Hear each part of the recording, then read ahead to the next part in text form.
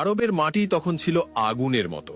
গ্রীষ্মে সূর্য এমনভাবে জ্বলত যেন পুরো মরুভূমিটাকে একটা বিশাল চুলার ওপরে বসিয়ে দেওয়া হয়েছে। শীতে রাতের বেলা এমন ঠান্ডা নামত যে পাথরের ওপর শিশির জমে বরফের মতো শক্ত হয়ে যেত। এই দুই চরম আবহাওয়ার মাঝখানে বাস করত আরবের মানুষেরা, কঠোর, অহংকারী, যোদ্ধা স্বভাবের।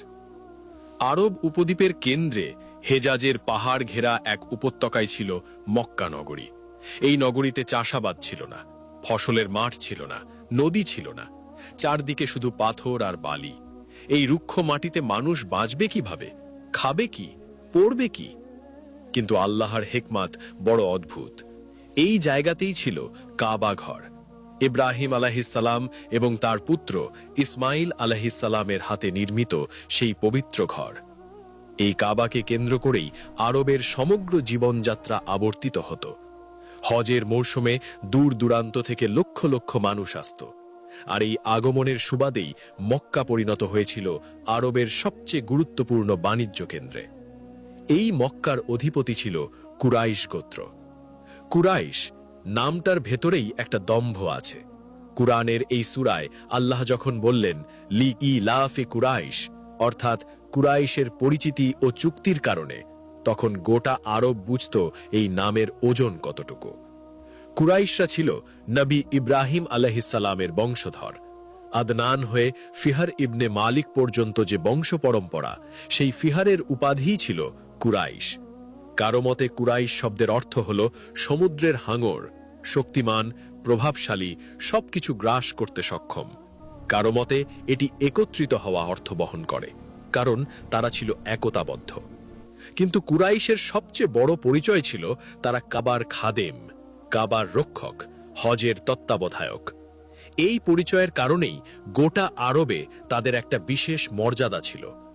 আরবের বিভিন্ন গোত্র, বিভিন্ন সম্প্রদায়, তারা একে অপরের সাথে যুদ্ধ করত, কাটাকাটি করত, রক্তারক্তি করত। কিন্তু কুরাইশদের সাথে না। কুরাইশদের গায়ে হাত দেওয়া মানে কাবার অপমান, আর কাবার অপমান করার সাহস ছিল না কারো।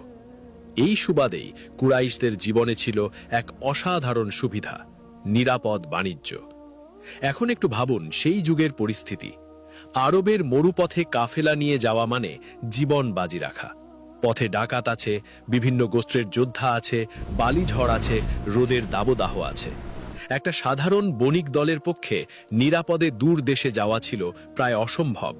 কিন্তু কুরাইশ, তাদের কাফেলা দেখলে রাস্তা ছেড়ে দিত সবাই, কারণ এরা কাবার মানুষ। এদের ক্ষতি করলে সমগ্র আরবের কোপানলে পড়তে হবে। এই নিরাপত্তার সুযোগকে কুরাইশরা কাজে লাগিয়েছিল চমৎকারভাবে। কুরাইশদের ব্যবসায়িক কৌশলের মূল ছিল দুটি বড় বাণিজ্য সফর, একটি শীতকালীন, একটি গ্রীষ্মকালীন। শীতকালের কাফেলা যেত দক্ষিণে, ইয়েমেনের দিকে। ইয়েমেন তখন ছিল সুগন্ধি, মশলা, কাপড় আর মূল্যবান পণ্যের আখড়া। ভারতবর্ষ আর পূর্ব আফ্রিকা থেকে সমুদ্রপথে পণ্য আসত ইয়েমেনে, আর সেখান থেকে কুরাইশদের উট বহন করত সেই পণ্য মক্কায়। গ্রীষ্মকালের কাফেলা যেত উত্তরে, সিরিয়ার দিকে, যাকে আরবি ভাষায় বলে শাম। সিরিয়া তখন ছিল বাইজেন্টাইন সাম্রাজ্যের প্রভাবে। সেখানে ছিল শস্য, কাপড়, মদ, তেল জাতীয় পণ্য। সেখান থেকে পণ্য কিনে আবার ফিরে আসত মক্কায়, আর মক্কা হয়ে উঠত মধ্যপ্রাচ্যের এক বিশাল বাণিজ্য হাব।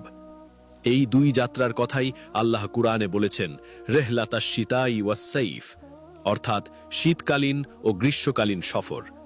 কিন্তু এই সফরগুলো শুধু পণ্য বহনের গল্প ছিল না, এর পেছনে ছিল এক দীর্ঘ ইতিহাস, এক অদ্ভুত কূটনৈতিক দক্ষতা।